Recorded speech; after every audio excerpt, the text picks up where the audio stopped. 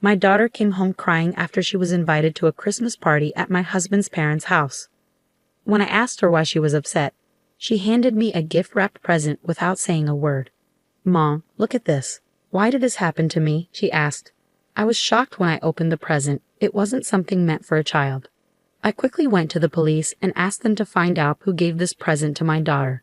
The police investigation revealed that Ed was the one who sent it, and it caused a lot of trouble with our family members. Ed faced serious consequences for his actions. I'm in my 40s and my husband is in his 30s. We both work at the same company. I started working there when I was in my mid-30s after leaving my previous job because my boss insulted me at a party. He called me an old maid because I wasn't married by the time I turned 30. But at my current job, people are judged by their skills, not their age or gender. My husband, who is now my boss, helped me settle in when I first joined the company. We got married quickly, and now we have a daughter in 3rd grade. She's a quiet girl who loves to read and is always kind to others. My husband's sister is quite troublesome, and we don't get along well. Thankfully, I have a good relationship with my in-laws, which makes things a bit easier.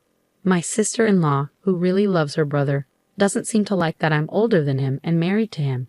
She made fun of our quick wedding, calling me names like old hag and suggesting I was too eager for marriage. Despite her comments, she used to visit us often when we first got married. Being older when I had a baby made it harder to get my body back in shape. She'd make rude remarks about my body, saying things like my belly was wrinkled and saggy from childbirth. She even joked that it would droop to the floor. She said I'd probably go gray from the stress of having a baby. Every time she left, she'd make mean comments about me getting dumped by her brother as I aged. I try to brush off her hurtful words, but it's hard not to feel bad about being older than my husband. I distract myself to avoid thinking about it too much, but her laughter still echoes in my mind sometimes. Shortly before I was due to give birth, my sister-in-law's pregnancy was revealed, and she also had a quick wedding. It seemed like she didn't care about anyone else's feelings.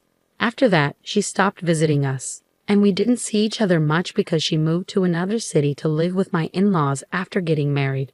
I was relieved not to have to deal with her sarcastic comments anymore, and I could focus on getting ready for my baby's arrival. When I finally gave birth to a healthy baby girl, it was a bit tough, and it took some time. But my husband was by my side the whole time, holding my hand and cheering me on. When we heard our daughter cry for the first time in the delivery room, my husband thanked me and said, "You did great." We both cried tears of joy together. 7 months after our daughter was born, my sister-in-law had a baby boy.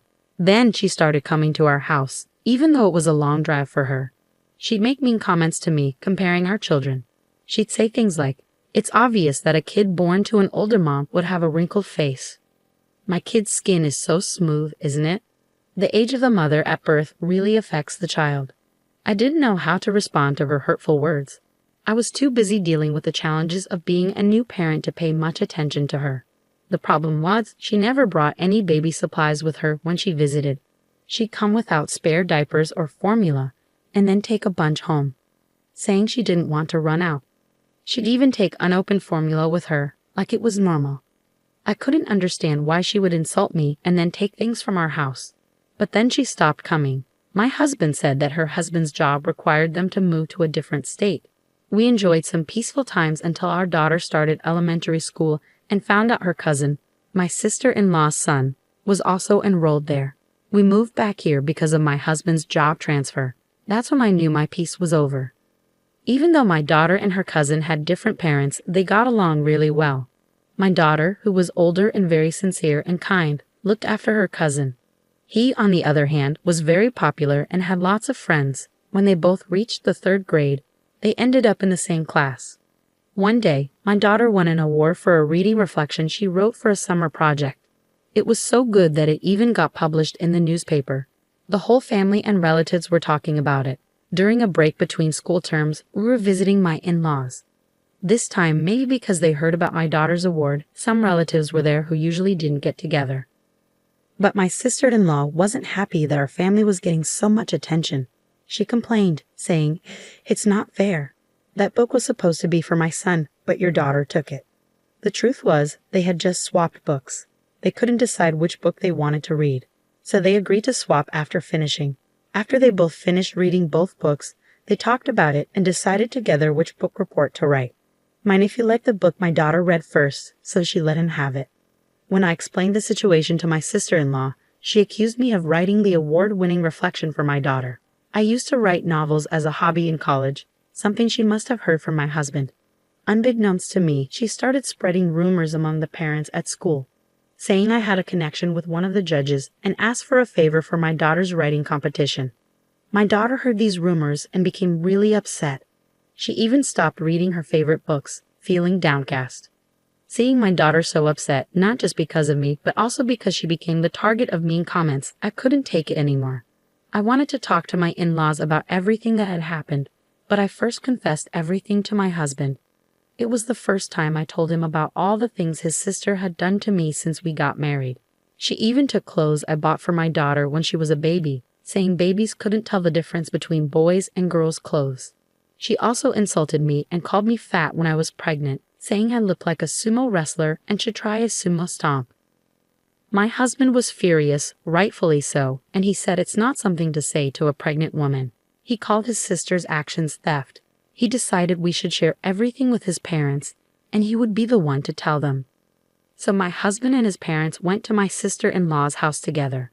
She was surprised to see them, but happy to see her beloved older brother. However, she ended up getting a harsh lecture from him and started to resent me even more.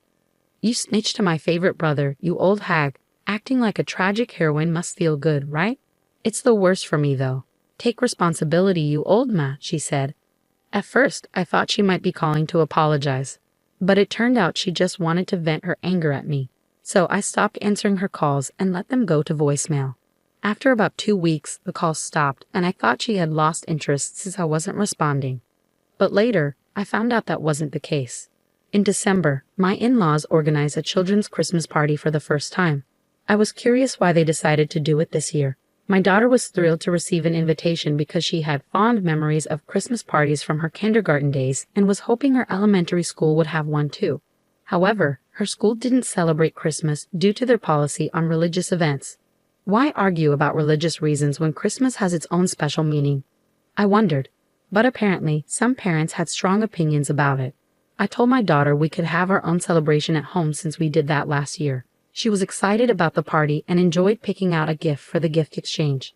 The invitation for the party asked us to bring a gift worth around $20, so my daughter and I spent some time shopping at a nearby mall to find the perfect present. She chose one of her favorite picture books to share her thoughts with whoever received it. On the day of the Christmas party, she carefully held the present she picked and happily headed to my in-laws. Their house is just a 10-minute bus ride away from the bus stop, which is only a minute's walk from our house. I let my mother-in-law know that my daughter was coming, and she offered to pick her up. 10 minutes later, my mother-in-law called to say that my daughter had arrived safely, and I finally felt at ease. But 30 minutes later, everything changed. I had expected my daughter to be enjoying the Christmas party by now, but suddenly I heard the front door open. It was a weekday and my husband was at work. I was working from home because my daughter was on winter break. The unexpected sound of the door opening alarmed me, so I rushed to the entrance only to find my daughter sitting on the floor crying.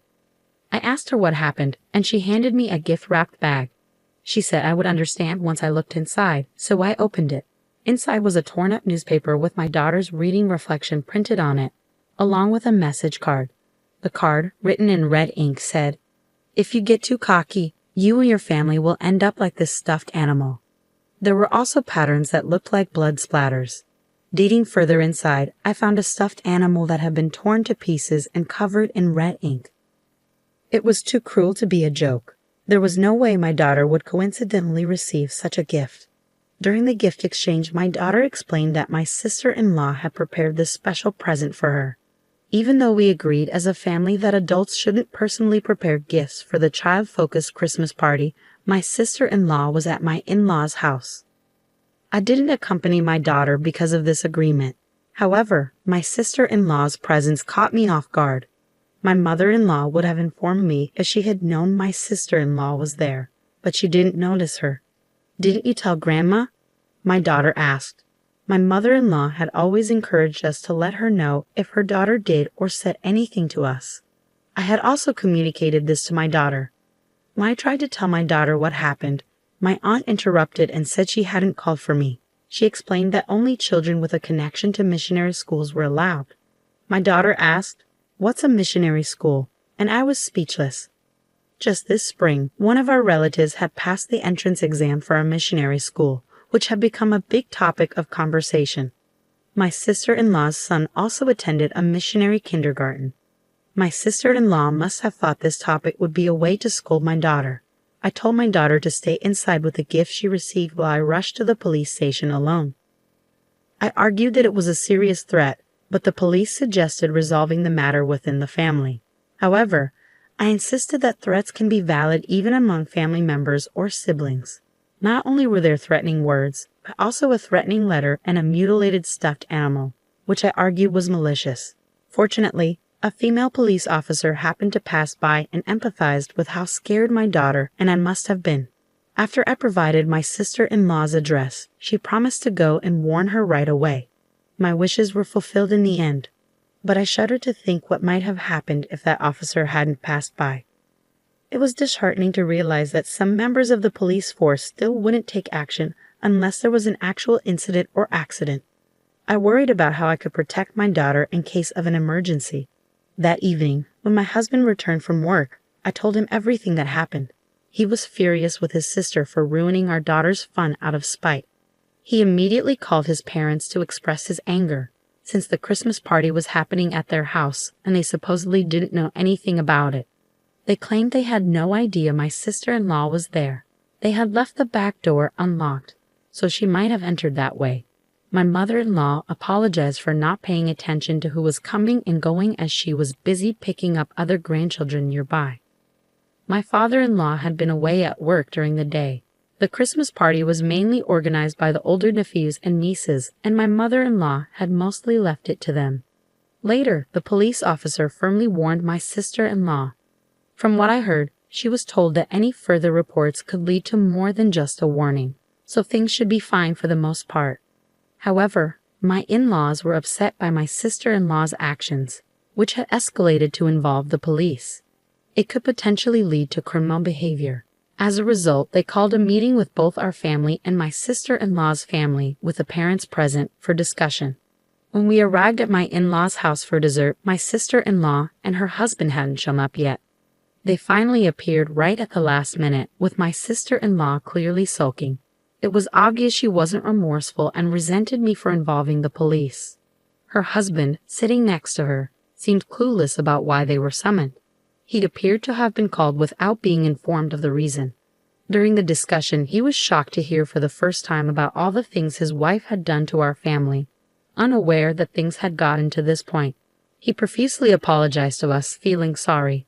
Seeing his reaction, my in-laws asked my sister-in-law if she had anything to say, but she just responded with, "Not really." She didn't seem to understand why she needed to apologize, acting as if she hadn't done anything wrong. I didn't do anything bad. The police came but didn't arrest me, right? So that means I didn't do anything wrong. Everyone else was dumbfounded by her logic. It was like they couldn't close their mouths from shock. Lecturing her seemed like a waste of time. Then, unexpectedly, my sister-in-law's husband announced he was divorcing her. We were all puzzled because it seemed like they had a good marriage. Seeing our surprised looks, he confessed that he had reached his limit with her behavior since they got married. He hadn't complained about her not doing housework during pregnancy, and he hadn't scolded her for neglecting childcare and going out to have fun, thinking it was stress from being a new parent. But her carelessness with housework once led to a small fire that forced them to move. She, being vain, had insisted on their son attending a prestigious kindergarten when she heard other neighborhood kids were applying. But he didn't get in due to a lack of preparation. Embarrassed, she forced another move. While his job did involve transfers, they weren't as frequent as their moves suggested. He revealed that the frequent moves were not just because of his job transfers, but also to maintain my sister-in-law's image. After failing the kindergarten entrance exam, she tried to get him into an international kindergarten. And when that didn't work out, they barely managed to get him into a missionary kindergarten. Choosing a public elementary school was only because their son wanted it, and my sister-in-law reluctantly agreed. After her husband supported their son's wishes, he feared their son would be sacrificed for her vanity and had been considering divorce already. With her harassment coming to light, He felt he had no other choice but to announce it now. My sister-in-law, somewhat aware of her actions, didn't dispute what he said but seemed taken aback by the divorce. "Wait, what do you mean divorce? You never showed any signs of this," she said, suddenly starting to apologize to us, thinking it would help. "It was just a joke, right? Just a little prank. I never thought you'd take it seriously," she insisted. "A joke? A prank? Those are things done among people who trust each other. My daughter knows all about what you've done to me. How could she take it as a joke? Moreover, that hostile message was too much for a third grader. Even adults would be scared to go outside if someone threatened them, I told her." Her husband criticized her, asking if she could say the same thing to her own child, and said her actions were unimaginable for a parent.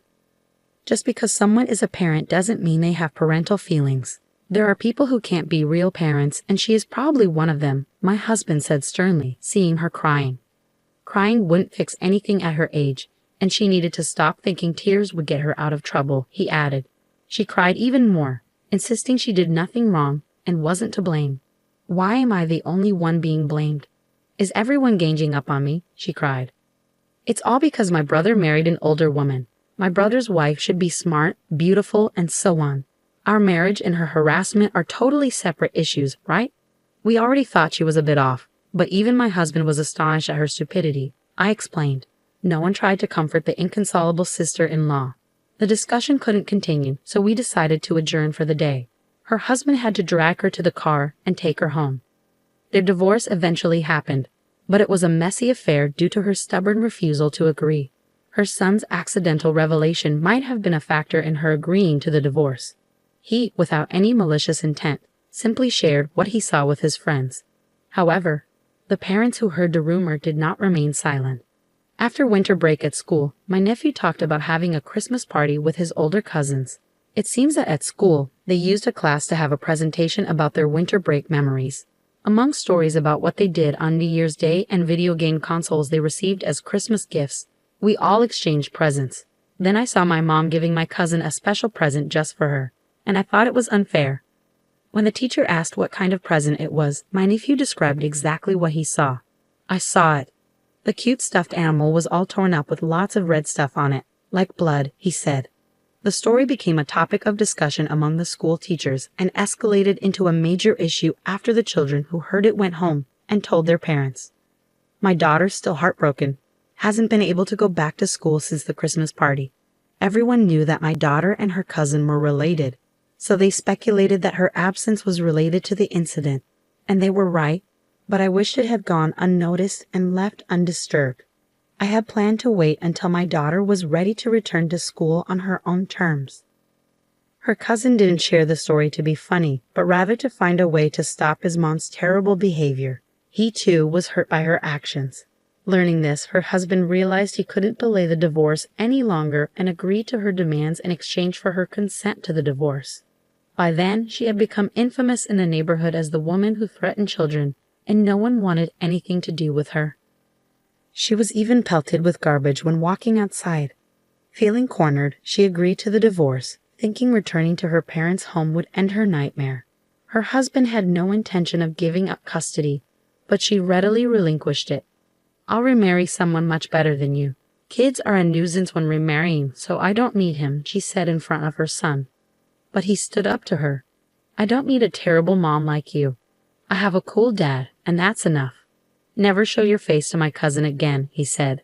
She left with a final retort, "You'll regret this later." However, it was my sister-in-law who ended up in tears when she triumphantly returned to her parents' house. They turned her away at the gate, banning her from ever showing her face there again. With nowhere to go, she resorted to spending nights with random men in exchange for meals and a place to stay. When she couldn't find a man, she borrowed money from dangerous sources and spent her nights out, accumulating massive debt. Her debts became so overwhelming that no amount of part-time work could cover them, and eventually, she disappeared. My husband and his parents decided not to file a missing persons report, reasoning she's not a child anymore. They agreed it's better this way, not willing to take care of her if she returns. Since then, my daughter has been able to go back to school on her own. Her former brother-in-law didn't move, so her cousin still attends the same school. He now says it's his turn to protect her. and they have become closer than ever. This has led to a deeper friendship between us and my former brother-in-law, as our children have brought us together. My in-laws call both my daughter and their grandson their dear grandchildren, stepping in as his guardians when he can't do the work. With my sister-in-law gone, there's no more tension, and we have built a very trusting and reliable family relationship.